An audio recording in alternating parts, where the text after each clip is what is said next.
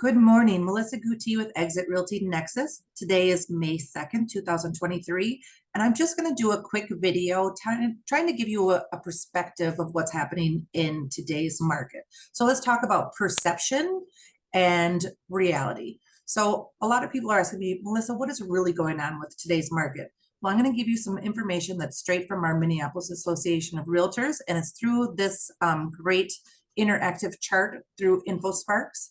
So anyways, let's just kind of dive in. I've got two different charts going here, the Twin Cities region and the 7-county metro area, just to kind of give you a difference. But you can see they kind of follow all the same trends. So we're going to start back in January of 2022.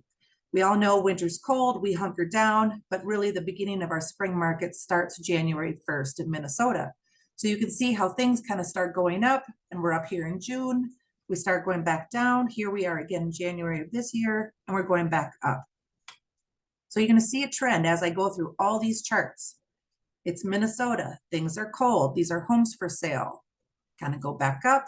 They come back down. And then we're starting to go back up. So things are kind of just a little bit leveling, just starting to go back up. We just don't have enough inventory right now. We need more homes for sale. Pending sales. Are things selling? Absolutely, they're selling. As you can see, going back here, going down, here's the start of this year, going back up. Let's talk about closed sales and how Minnesota works. So closed sales kind of go down in January because things were kind of slow in December. We don't close until a month later, so down a little bit. And then we're going to start going back up. Here's June. 80% of our sales happen by the end of June. So that's why you start to see this lull going on. So we go up a little bit. These are things that have sold in April, May. Here's our closings. Here's where we go because a lot of things have sold in June. And then we're having our closings. Things go down. People are vacationing. School is starting. It's getting cold. People are hunkering down. The holidays. Then come January, February, we start it all over again and we start our spring market.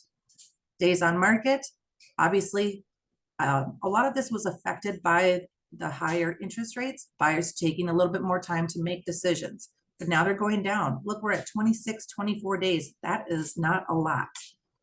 Month supply, we just don't have any supply. 1.4 months of supply. That means we're in a seller's market. To be in an even market, we need to be way up here, 5-6 months of inventory. We are so far from that, and it's going to take years to get that inventory to go back up. Sales price, we're going to do median because I think that's a better way to see where things are at. So let's go back to January 2022. Median price, $335, $336. Obviously, things go up during the spring market. Things cool off a little bit. Our prices always drop a little bit in the fall and winter. But look where we landed in February, $345. This is $10,000 more than we were over here. So did we really lose much ground? We didn't. And now we're going back up. We're going to just take a quick view here over our last 5 years. So this had to do with COVID. Even because of COVID, we still followed all the trends, down, back up, and then we're back up and we're down, and then we're starting our market and we're starting our market. So following the trends, even though because of COVID, we still followed our trends. Let's go to our max, which goes back to 2005. So you can see here, this is the crash of the market. This was all that lender issues that we had, predatory lending.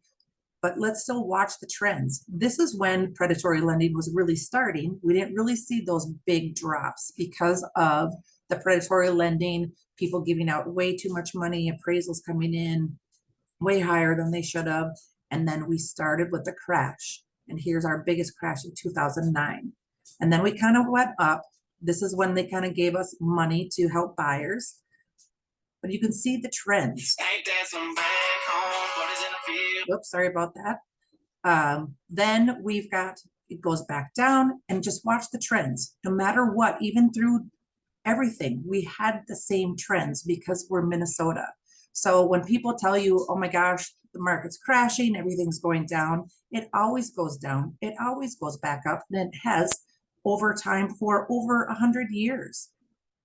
So I hope this gives you a little information and just really kind of lets you know that Yes, the market is a little bit slower this year, but everybody is doing okay.